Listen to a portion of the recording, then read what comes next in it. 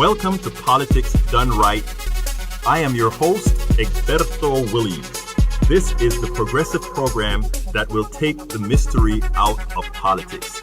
This is the program that will encourage you to make sure government becomes we the people. Whether you are liberal, conservative, or otherwise, you get to air your point of view. Remember, you can also send me a tweet to EGBERTOWILLIES.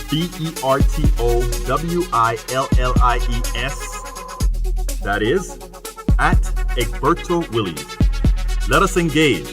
It is politics done right. 1, 2, 3, 4.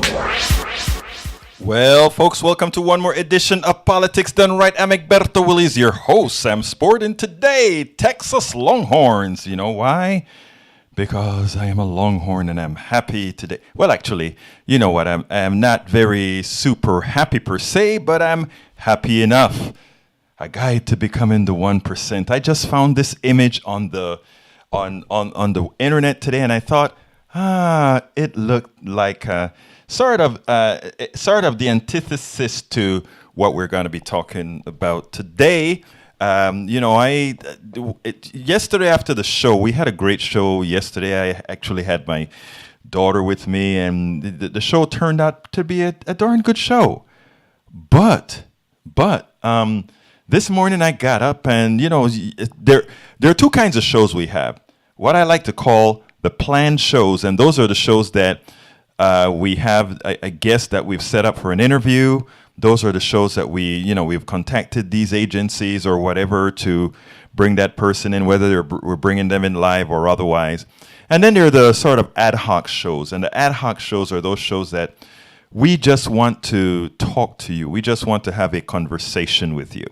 And this is one of them. I expected that, we do that about 3-4 times a week. Recently, it's been all 5 times a week until we, start rescheduling some guests, etc. We have some great guests that's going to be coming on. There's one person who wrote a book on capitalism that I'm going to get in here. There's another woman who wrote a book on some other issues. I mean, we're going to have a great time. I don't know if you guys received my newsletter that I sent out early this morning, which was the 10 points, the 10 things politics is going to be doing this 2019, because 2019 is going to be an important year. 2019 is going to be a year that we really have to keep abreast of. A lot of folks I don't think they get it quite yet.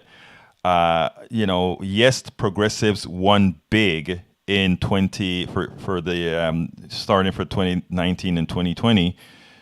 But the reality is there is a lot that can go wrong.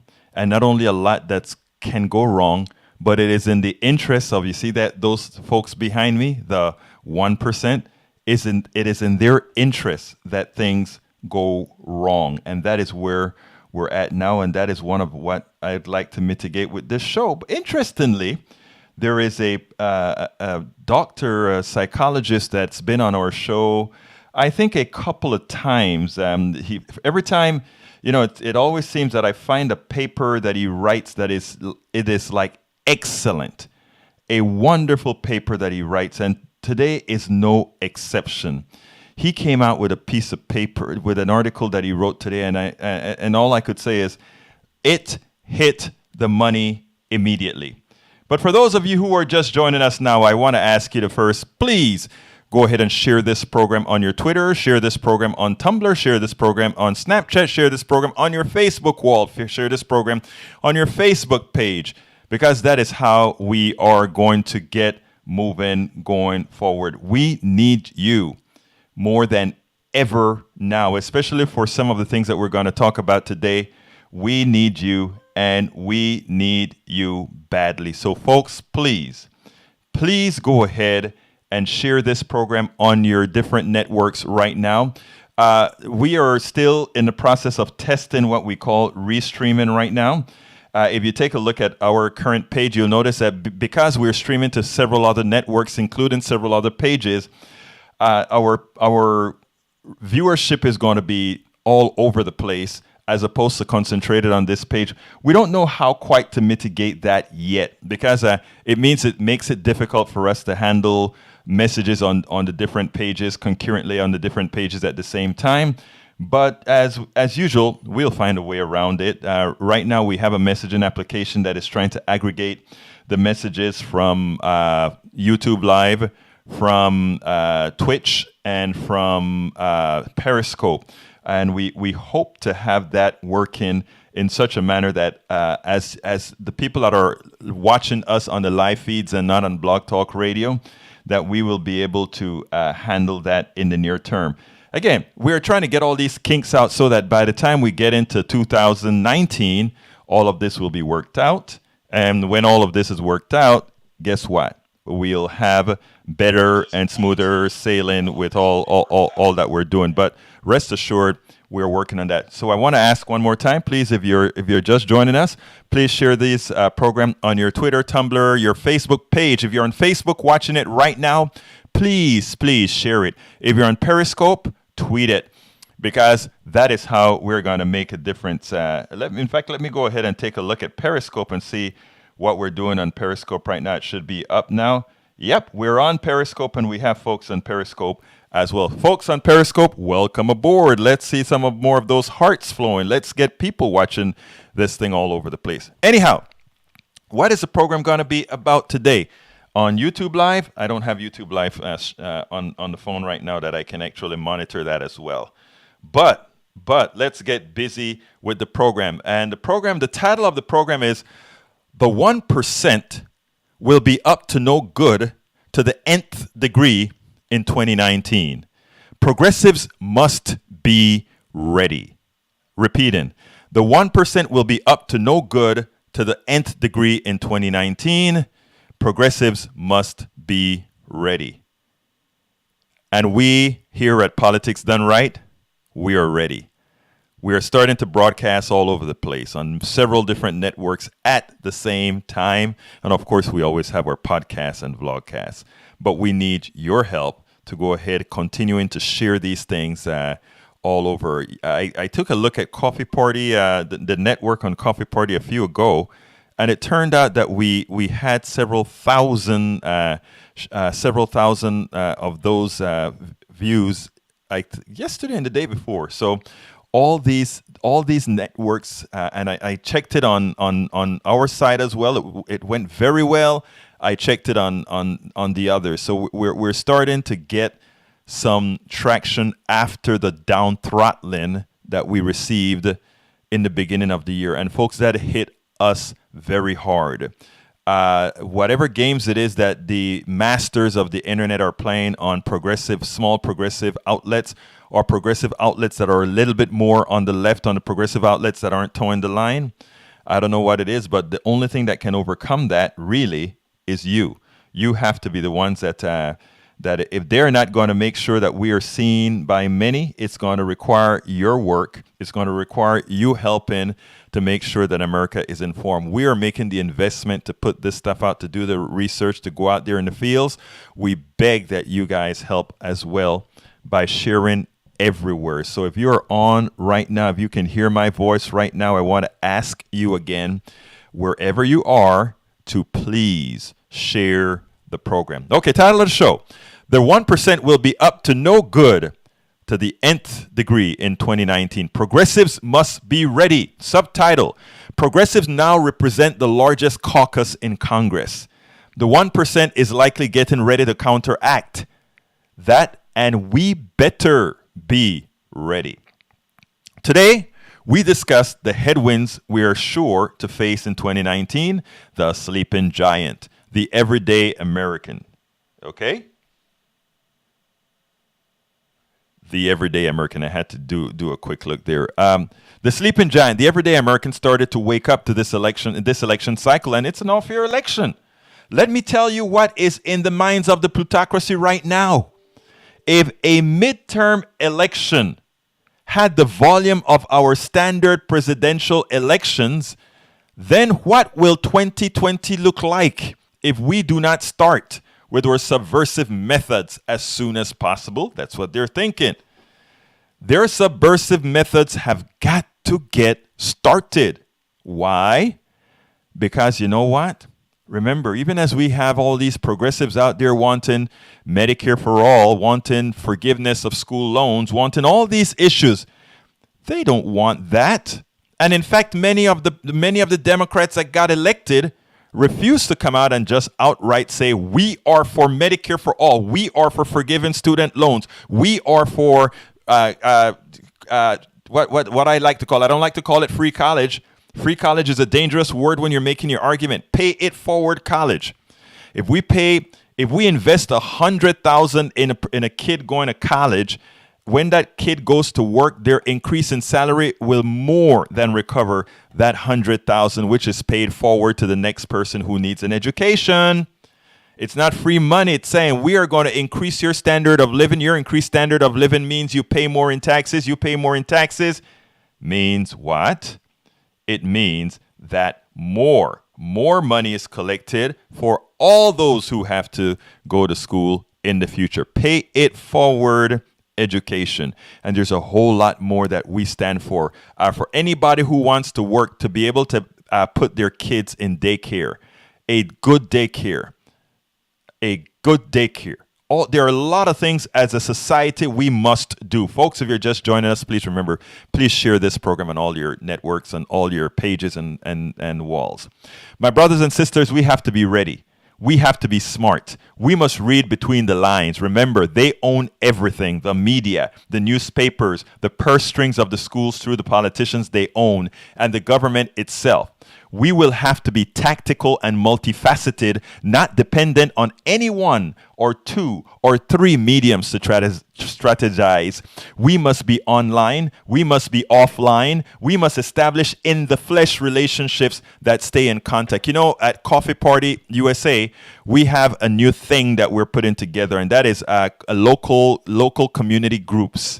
And what we're going to do is we're going to actually have people all over communities, whether they're Democrats, Republicans, independents, anarchists, whomever they are.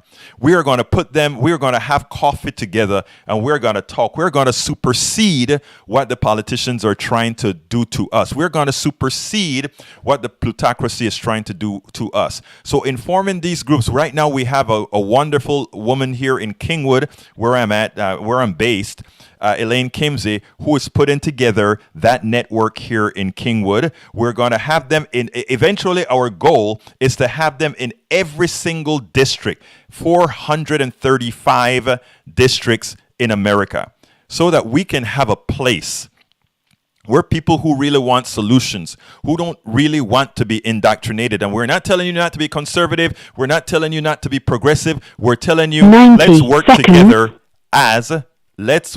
together as a society. And as it turns out, when we programmed our telephone system today, apparently it only was programmed for 15 minutes. So therefore, we're not going to be able to take calls. Well, actually, I think what is going to happen is we'll still be able to take the calls, but there will be some issues with some recording. But not to fret. I'm going to leave it up. I'm going to leave it up to see what happens. But this should have been a full 90 minutes. 60 seconds. Okay, telephone system. We know that there was a boo-boo, and that boo-boo was probably made by me. Anyhow, continuing. So before I get to the blog of the week, I wanted to mention that what we have to do going forward is we can not only rely on the internet. Let me tell you something. I remember when the internet started to bloom, one of the things that I said is the great thing about the internet is that it will eliminate all the isms. It would eliminate all the prejudices. And the reason I said that initially, how wrong was I? Very wrong. The reason I said that initially is that as a person of color, have it with an engineering company, a software company that develops software for engineers. My concern, and it was realized many times when I went to Comdex to do my projects, and when I went to Comdex, I would sign deals, I would have deals ready to go, just needing to meet in person to sign, and deals would fall through. Nobody said why the deals fell through, even though they were solid deals, but they did. And I once told a group of kids, I used to mentor some kids, and I always said all of us had to be very versed in the internet, because the internet is going to be the great equalizer. And by that I meant you could start selling your products. You could start selling your skills online. And because nobody had to know what you look like, the only thing that mattered was exactly your work. Little did I realize how intrusive the internet would be. And the internet's intrusion, what that meant is good. If we know the company, but we can know everything about every single person in that company, including we can see who they are, where they went to school. There's very little that can possibly be hidden. So therefore, that theory went out the door, because anybody who's going to sign a contract with you, even if it's going to be completely an electronic contract, likely tries to find out who it is that they're signing a contract with. So that threw that out the door. But still, as we migrated so what I'm trying to see, the reason I brought that up is because when I talk about meeting in the flesh, again, we're right back to where we started, right? Where everything was done in the flesh, and then now everything started to be done online. And I'm saying we have to remember the flesh again. And why? With our system being controlled by what? Just a few companies. Google controlling the pipes. Google, Verizon, and a few others controlling the internet pipes. If folks on the left get too active, if folks on the right gets too active, they have the power, being owned by the plutocracy, to shut you down, just like they have stunted our traffic. Just like many progressive sites, and this is not by accident, and this is not hyperbole on my part. You can go ahead and check out Think Progress. You can check out Democratic Socialists. You can check out a whole lot of these other sites whose traffic have dropped dramatically, whose search results have dropped dramatically, because somebody else is in control of how things are, who is desirable to have traffic. Even though a search engine supposedly should be blind, but we know these things aren't. So when I come back and I say we have to be all back in the flesh, I mean, we still have to use the internet to the best of our abilities. We still have to be able to do what I'm doing here. In fact, one of the plans that we have is to develop a whole lot more shows, start to develop other folks to get into this fold. But we have to realize that that is not enough, because other folks control this. But other folks don't control you knowing the folks in your district. They don't control that you can call up a few people on the phone and say, hey, let's go to lunch. Let's have dinner. Let's go ahead and talk. Let's do what Elaine Kimsey is doing in Kingwood. Put in an organization together where we can talk, and whomever we are, exchange ideas. If we have to band together to do something, we can. And then we can have reps from different counties, or rather reps from different districts, unite to plan. So what I'm saying is the internet is important. We have to stick with it, but we have to rediscover the flesh. We have to rediscover the flesh. When I spend all day in Starbucks writing my blogs, when I spend all day in Starbucks putting these shows together, I'm in the flesh with a whole lot of people. I'm talking with people throughout the neighborhood. I mean, sometimes they come in there and say, you must own that chair there, because I'm always there. And everybody that's in there who knows that I'm a political activist are generally very free in coming and talking and finding out issues or discussing issues, disagreeing or agreeing with issues, etc. We must rediscover it. Okay, we're going to get into the program. But beforehand, I want to have an interesting news.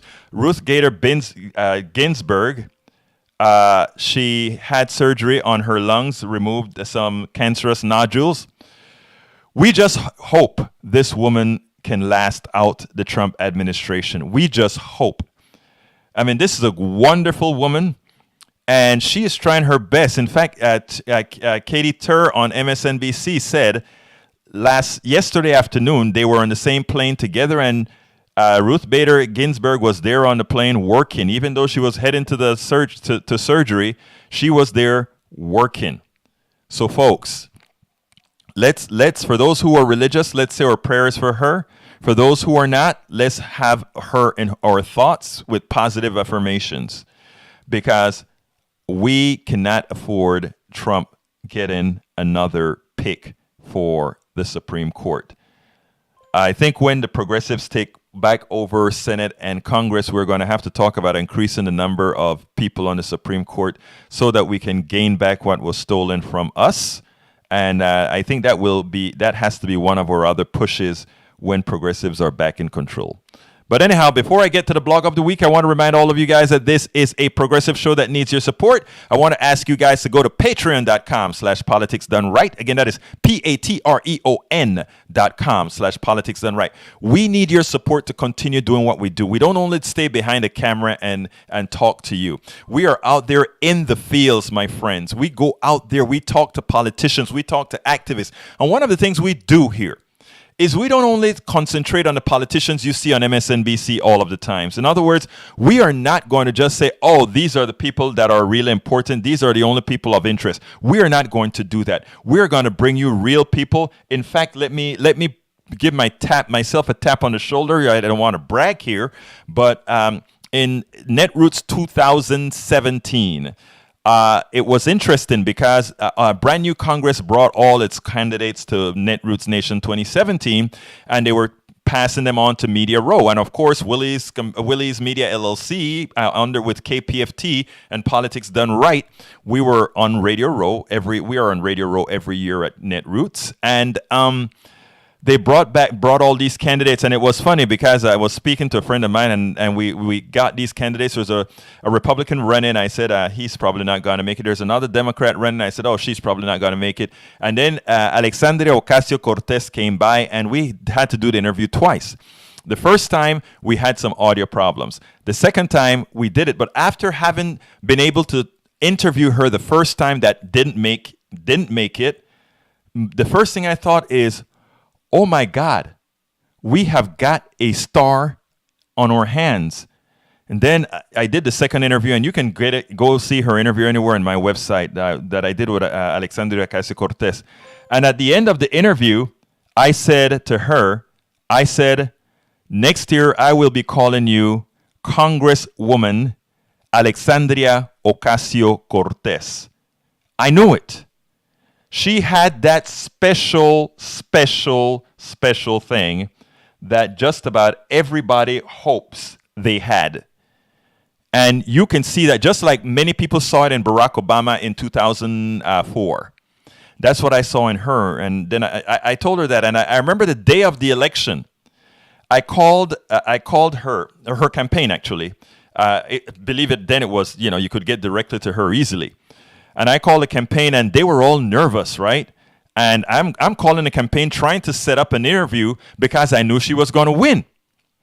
And I told her campaign manager, I said, hey, look, Alexandria is going to win tonight. And he's like, oh, you really think so? We are nervous. And that's what he's saying. And I'm like, no, she's going to win.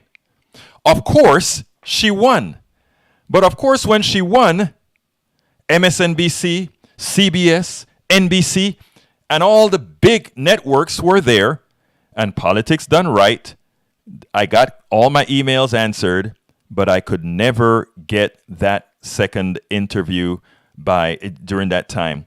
They called me up and they said she's on a blackout from interviews. If you notice, you don't see her on doing any interviews right now. And they said that she will make the time in January sometime. But what I'm saying is, the goal of Politics Done Right and other small shows like this is to highlight many of those folks who are not going to get highlighted. Highlight many of those candidates and activists that don't make it on mainstream media. And because they don't make it on mainstream media, we are unable to get their messaging and their narrative out. That is what we do. And we want to continue to do that. And I ask you to support us by going to patreon.com/politicsdoneright. That is patreon.com/politicsdoneright. And give us your support. We really need your support. We need your support more now than ever. Now, folks, do you know what time it is? It's time for the weekly blog post. Okay, here is the deal, folks. This blog post isn't mine. This blog post is from a psychologist that has appeared on this program 2 times. I just got it this morning, and it fit the bill immediately.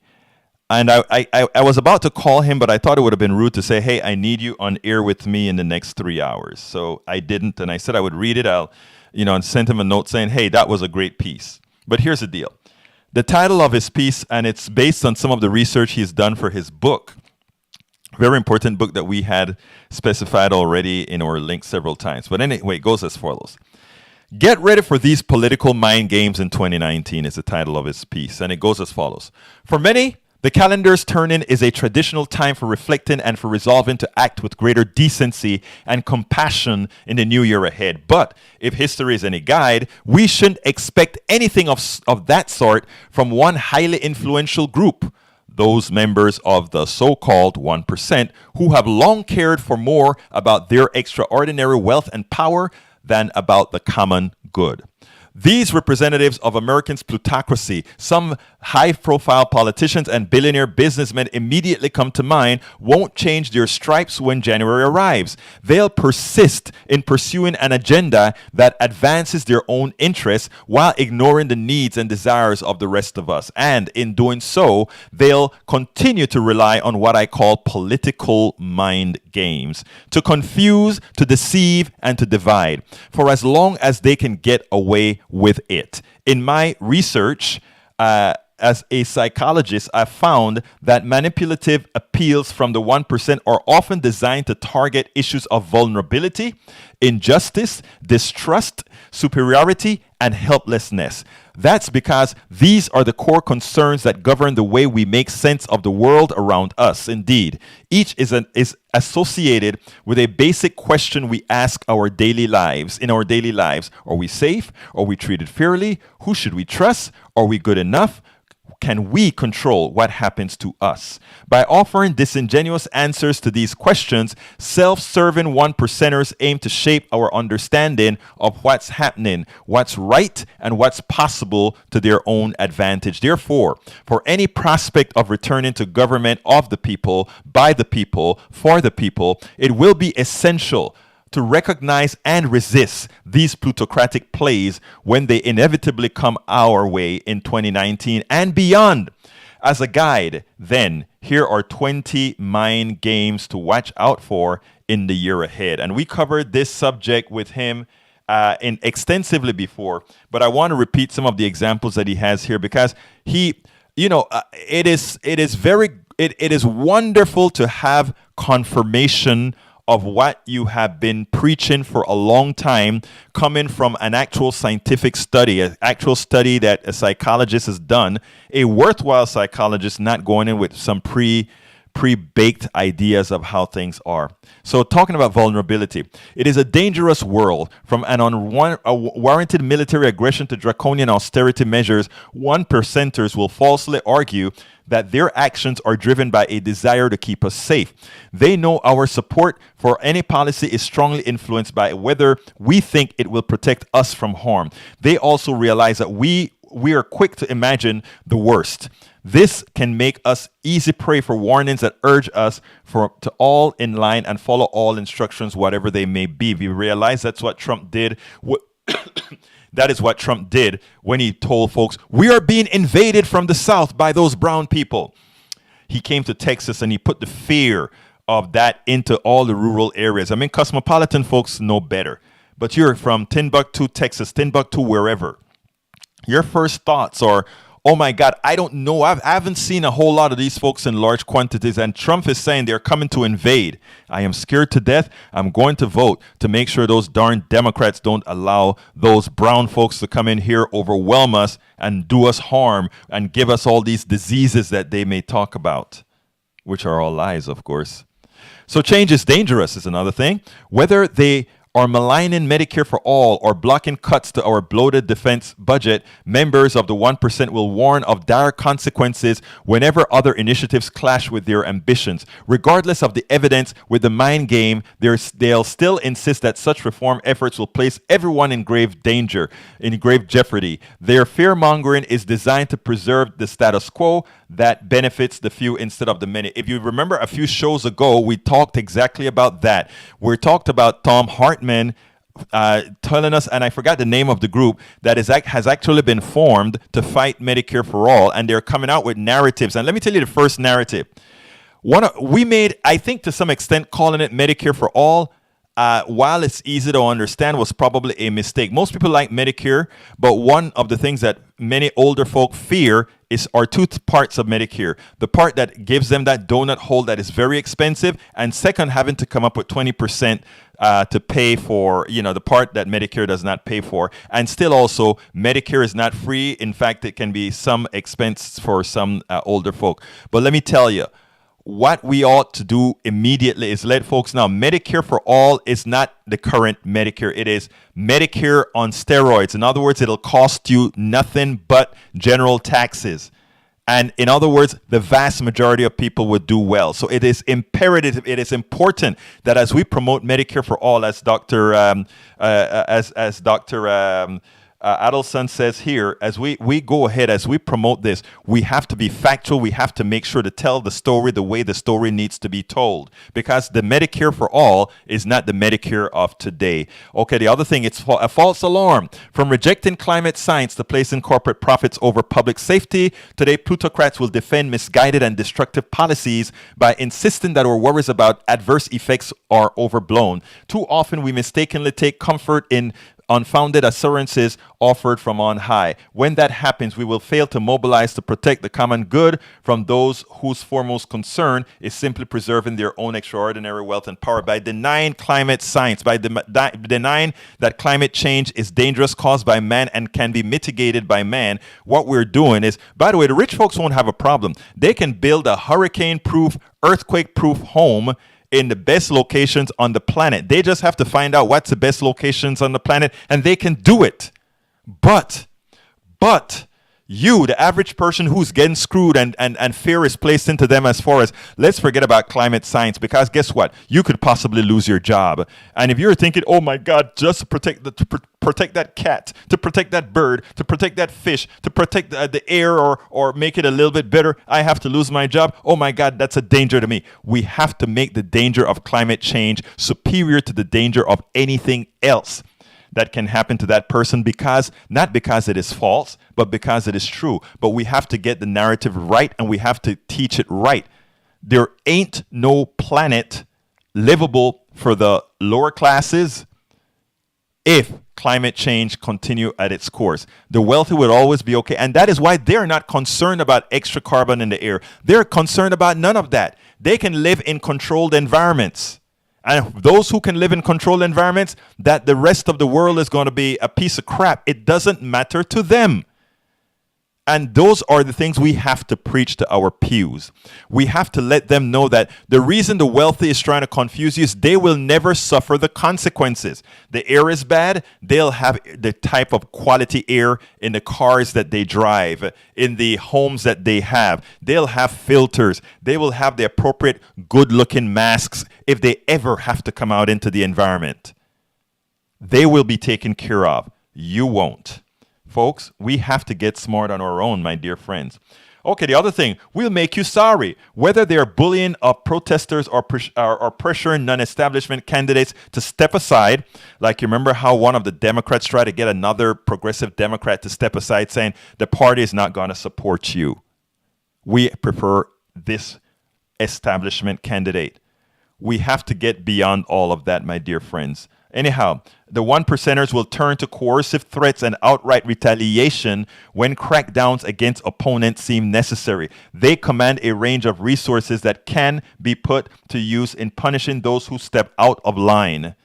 These risks of painful and potentially life-changing reprisals alter the stakes of both individual acts of civil disobedience and sustained collective action. I want to use that particular paragraph from Dr. Adelson's story as a prop for Politics Done Right and other programs like ours, and I'm going to put our beg on the screen again, and I'm going to tell you why I am doing this. And this is very important.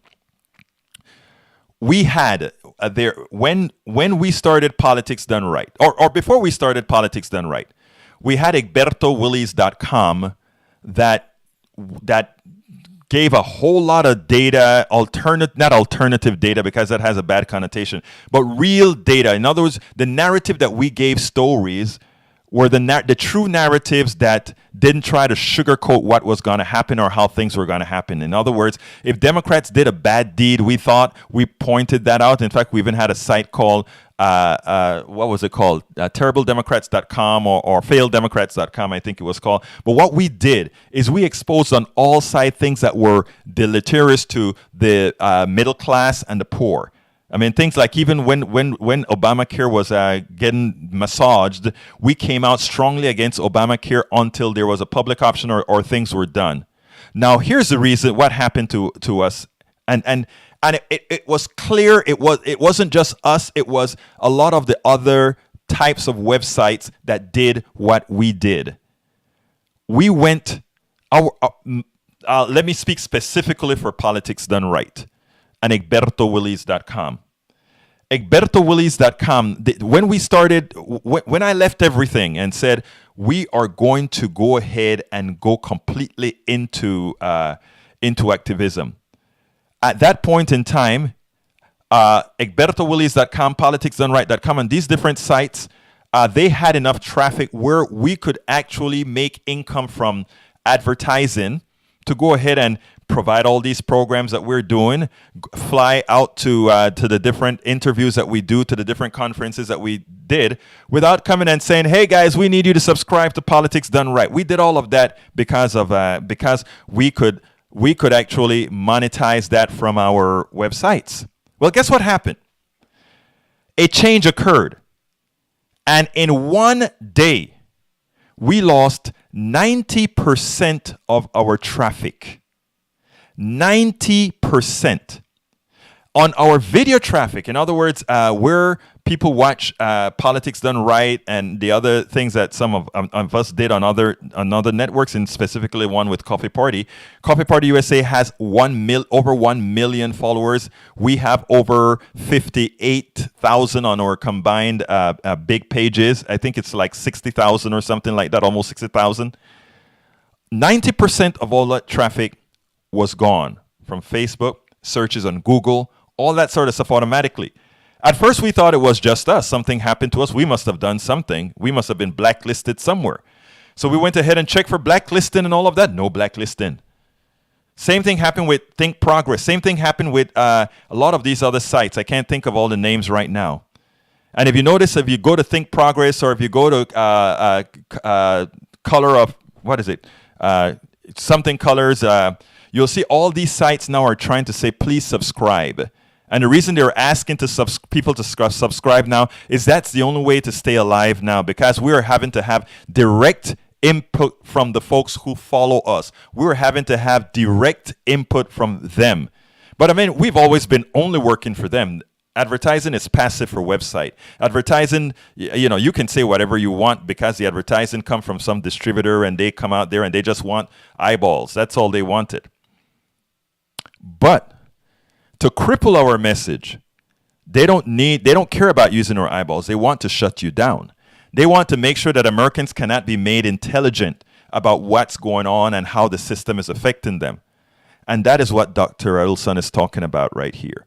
And that is what they did to us. So by the way, keep us supported. Go to patreon.com, patreon.com/Politics Done Right, and support these programs. Not only Politics Done Right, but there are several others out there that are trying to do this hard work. Look for the folks that you're going to see not only trying to interview the big wheels, but also the up-and-coming folks. If you notice, I interviewed from some of the bigger guys to some of the up-and-coming that nobody knows. And you know why? Because that is how we get the message across. Cory Booker, but anyhow, Van Jones, we've done all of them. But we've also made sure to stick with the grassroots people. We sent out a newsletter that shows what our plans are for 2019, which is going to involve a whole lot more. Okay, I deviated a bit, but I had to deviate from that because it was necessary to kind of inform you guys where we're at. Okay, anyhow, continuing. The other thing that people are concerned about, and this is from Dr. Allison's paper, is injustice.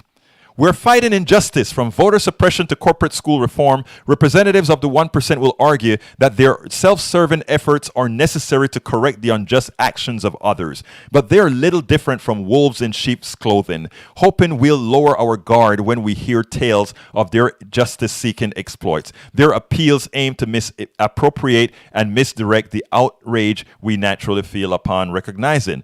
Then the other thought, no injustice here. Whether they're criminalizing poverty or locking up asylum seekers at the border, today's plutocrats will deny that they've done anything wrong. Instead, they'll portray those outcomes as appropriate consequences for the victim's own poor decisions. Whenever we're fooled by their duplicitous explanations for unconscionable disparities in life prospects, it discourages collective action by diffusing the passion linked to the right and wrongs. And I want to expand on this here a bit from what Dr. Erlson had to say, because it's not only that. There's another component to locking people up. We have over 3 million Americans in jails. We are the country that locks up the most people in absolute numbers, my friends. We are the worst. America, the land of the free, is the worst in locking people up. But it's not only about locking them up for injustices and all that kind of stuff. It's about making money.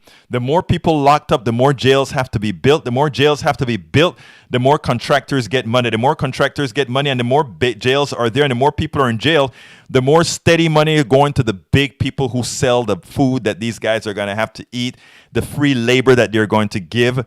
I mean, it's a racket. It is a new form of slavery. And you guys have lately been hearing me use the word slavery a lot. And I'm not shying away from that, my brothers and sisters, because it's real. It is real. Lastly, change is unjust. From defending mass incarceration to opposing minimum wage hikes, 1%ers will warn that changes to the status quo will lead to grave injustices. They'll try to sideline reformers by falsely arguing that efforts to help the disadvantaged will have adverse and unjust ramifications far worse than current conditions. Planting these seeds of doubt can be enough to obstruct the formation of coalitions committed to challenging their agenda. That goes without saying. We're the victims. Whether it's complaints that they are overtaxed or that their purported generosity goes unappreciated, the 1% will paint themselves as suffering from mistreatment and unfair criticism. With such portrayals, they'll hope to encourage our uncertainty over issues of right and wrong and victim and perpetrator. The collective pursuit of great justice and equality is too often stymied by such manipulative representations. I have never understood, and I'll be frank with you, I have never understood how poor people, middle-class people that are barely making it, can always come out and defend the right for the rich people to have the tax cuts that they have, the rights for the rich people to have special conditions on how they make income. As an example, why is capital gains on their stock, which is income as well, pay a much less tax rate than your income, the income you go to work for every day? And then you go out there and you try to defend, as a poor person or a middle class person, you want to defend that rich person who has all those stocks, defend his reason, defend the reason for him getting a better deal from society than you are. That is what Dr. Erlson just explained there. They know how to tell the story. You should pity us. Remember, we're helping you. Look, we're paying so much more taxes than you are. Here's the deal. A rich person's income, a rich person's money have little to do with their value to society. I am trying to put into people's heads right now, and for those who listen to the show hear this all the time, but sorry about that. I'm trying to put this in people's head. This isn't envy. This isn't anything. Look, I am a mechanical engineer who created a software company that made quite a bit of money and decided to just throw that away and do this. And the reason I'm saying that, the reason I reiterate this is because when I speak about these issues, I don't want people to think it's from a position of envy or it's from a position of someone who couldn't do that as well. If I wanted to do those sort of things, if I think those things were ethical, if I thought those things were moral, I would. And that is not to say that all rich people are immoral or all rich people are unethical. I'm not saying that at all. All rich people are just following the rules like anybody else. And the way we were indoctrinated colors a lot of what we do. The way we are indoctrinated prevents us from seeing things the way they really are. The way we're indoctrinated, we can make wrong right. And that's what it is in our society today. We have made a lot of wrongs right. We created an economic system that said, if you have capital, you can take away you can buy as a slave master, you can buy the works, you can buy the intellect, you can buy the service of others and pay them at will what the market will bear. The individual market, that crazy market, that elusive market, that blind stuff that we call the market, whatever the market will bear. If the market says we can pay you as little as possible and maximize our wealth, so be it. That is a system that we have today. And then we are assigning worth to people based on how that system favors them. We don't assign worth to the people who do the most for society. We don't assign worth to the teacher who is the most important profession bar none when it comes to moving knowledge forward in this country. All those professors, those elementary school teachers, those high school teachers, those professors at universities, they are the most important people because they are the ones that maintain the chain of knowledge that moves us forward. Yet, in America, we treat them like second-class citizens or second-class employees. They should be revered. I revere teachers. Back at home in Panama, when we saw a teacher, we stood up straight. We saw a teacher in an almacén, in a store. That was a leader society. That is how it is supposed to be. But instead, we honor the stockbroker. We honor the corporate raider that produces absolutely nothing. They produce absolutely nothing. And because of their income, we say, oh, they're so important. I have a friend in Starbucks. He's a young man. He spends all his time day trading. I like the guy, and we talk, and I told him this to his face. He's a strong Republican, and he doesn't want to pay taxes, or he doesn't want to do any of that, or doesn't want to do more of his share. And he spends all day in there day trading, and a lot of times he makes good money, and sometimes he loses. And a few days he's been down, and he's sulking or whatever. And I looked at him and I said, you know what you're doing, technically speaking, is gambling, right? And then he said, well, I'm following the rules. I said, yes, you are. You're not doing anything illegal. But what are you producing? You are sitting down next to me in a Starbucks, playing with numbers and making money, producing nothing. And the people that you are affecting with the numbers that you play, if you do a short on a stock that you forcefully bring down and force that company to have to cover, you could be talking about your actions collectively causing the loss of jobs of many people. You do nothing for society. You make money legally. So we have an economic system that allows that behavior.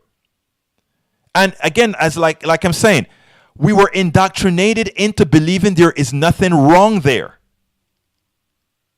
We look at somebody who buys a gambling ticket and say, oh, they're gambling, and it's so evil.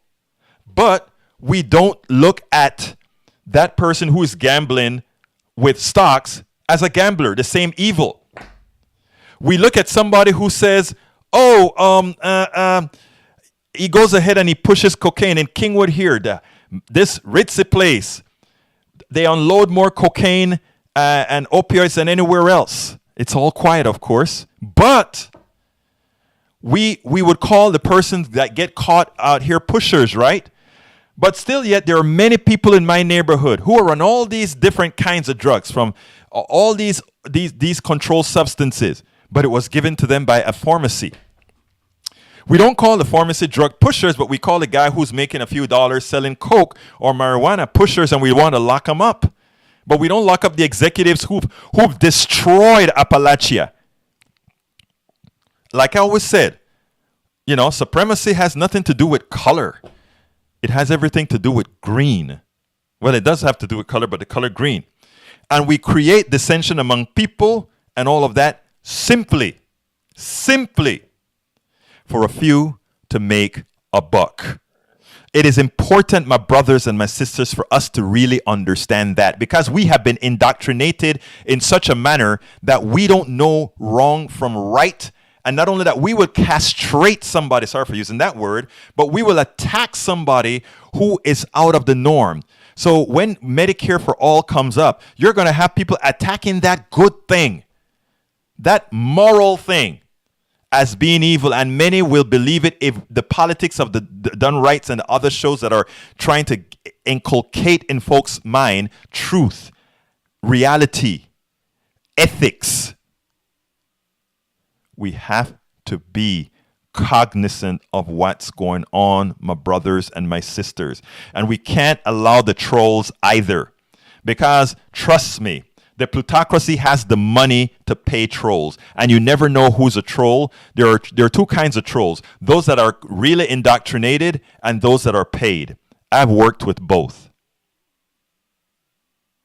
So I'm not going to get a lot of time to finish the entire this entire blog. So what I'm going to do is I'm going to go to the site and answer questions. And please go to that paper from Dr. Adelson, because it is so very important to understand, because he hit the nail on the head.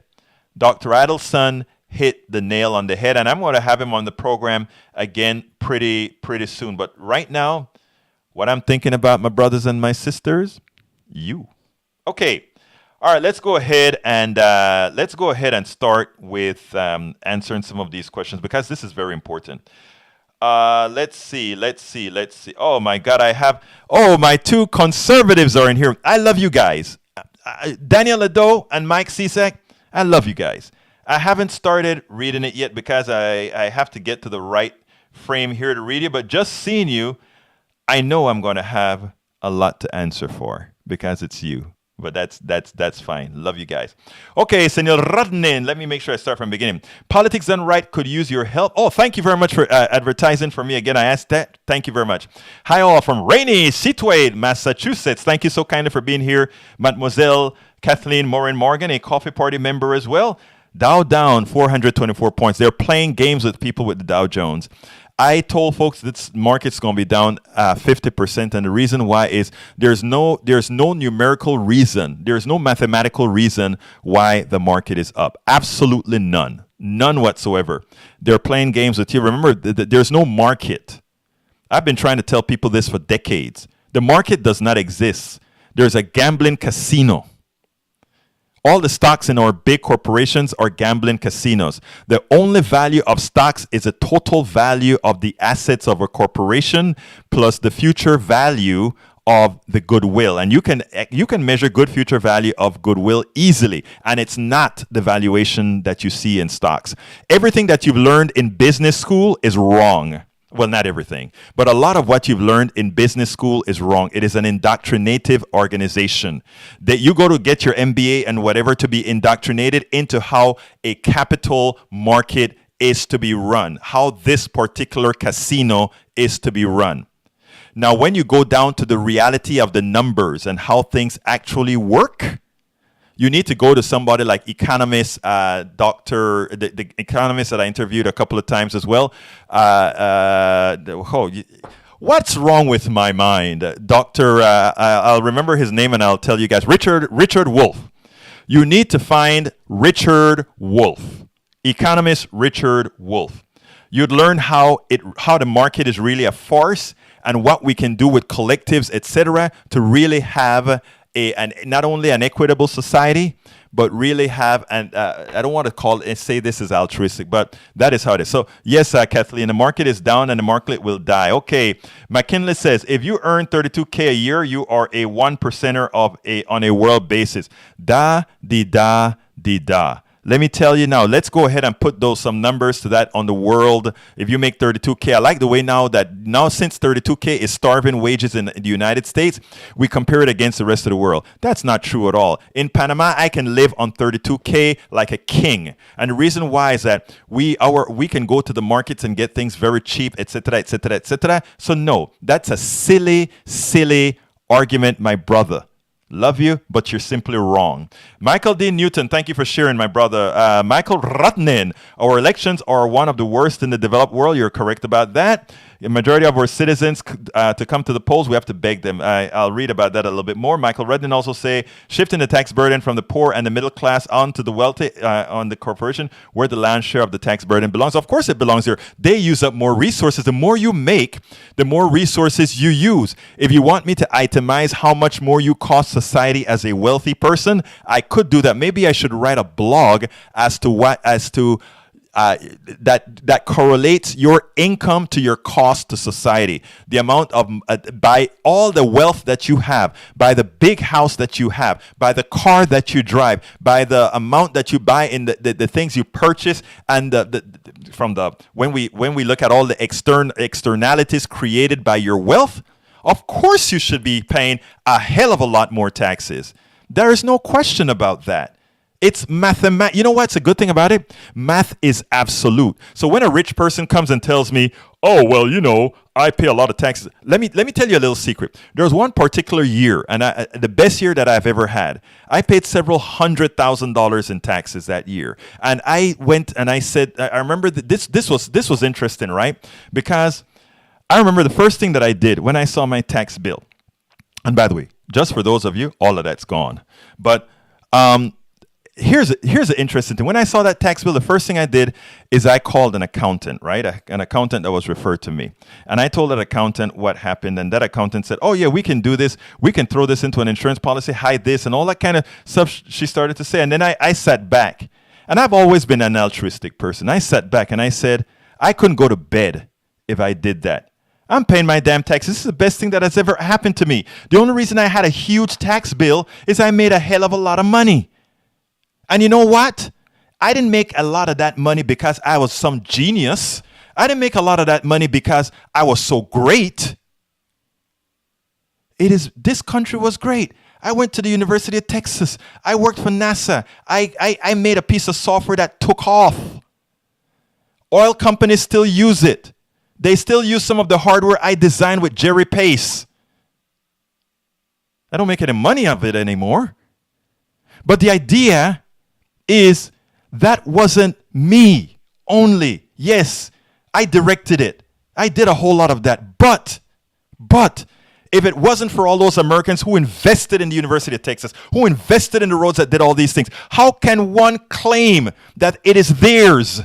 How can you do that? The oil companies, they dig oil out of the ground. The coal companies, they dig stuff out of the ground that was put there by the supreme being. How can they, because of the wealth that they attain from the natural resources of a country, the fisherman, the company who owns the fish company, the company who rolls cotton, how can you own that? Brothers and sisters, it looks like we're coming to the end of the program, so I'm not going to be able to get through all of the stuff that you discuss on the page. But my thing to you guys is this. You have been indoctrinated. We all have. I have broke my indoctrination. How did I do that? Education. But you have to want to be broken. If you're living the good life, it is hard for you to say, I am going to break. I am going to make that break. It is hard. It is I can tell you from experience, brothers and sisters, okay? From experience, it is very, very hard to say, you have this option here and you have this option here. At the end of my software company, I had Indian companies calling me every single day saying, you know what? We can write the software for you. You don't even have to do it anymore. You pay us $10 an hour. For some major other software, $15 an hour. And you market the software in the United States. The only thing you have to do is have Willie's Computer Software Company. We are now doing all the marketing. We are now doing everything.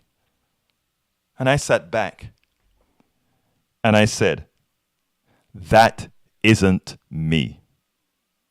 How can I look myself in the mirror as, I don't want to say, how could I do that? How? But for too many, that is easy. For too many, that is easy. And I'm going to go over 2 minutes because now I'm in the ranting mode. We have to learn, folks. We have to learn that there is more to life. There is more to life than money. There is more, read the email that I sent out today. I sent out a newsletter today. Read it today, because a conversation with my mother 3 days ago put a whole lot into perspective. It reminded me of so much. Money ain't everything. Not only it's money ain't everything, but at some time we have to break the chains of our minds. At some time we have to break the chains in our minds and look at what is really of value. Politics done right's intent. The intent of politics done right is to try like hell to unindoctrinate as many Americans as possible, so that going forward through the ballot box, we can put progressives into office who really believe in having an equitable society. A society where everybody can be happy, where nobody can look down at anybody. And that is not altruistic, that is possible.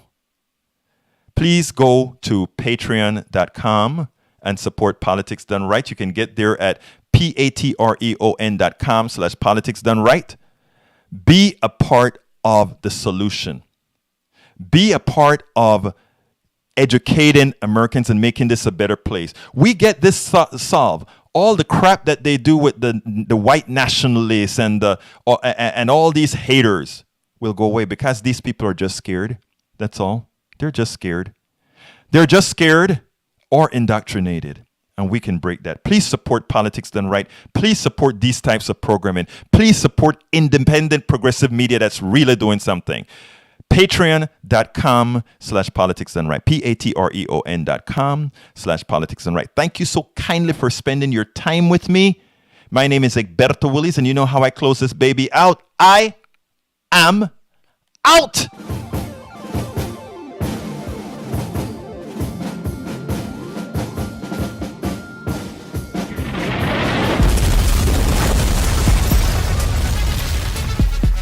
Welcome to Politics Done Right. I am your host, Egberto Willies.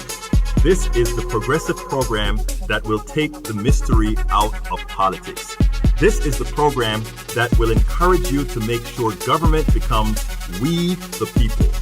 Whether you are liberal, conservative, or otherwise, you get to air your point of view. Remember, you can also send me a tweet to EGBERTOWILLIES, that is, at Egberto Willies. Let us engage. It is Politics Done Right. 1, 2, 3, 4.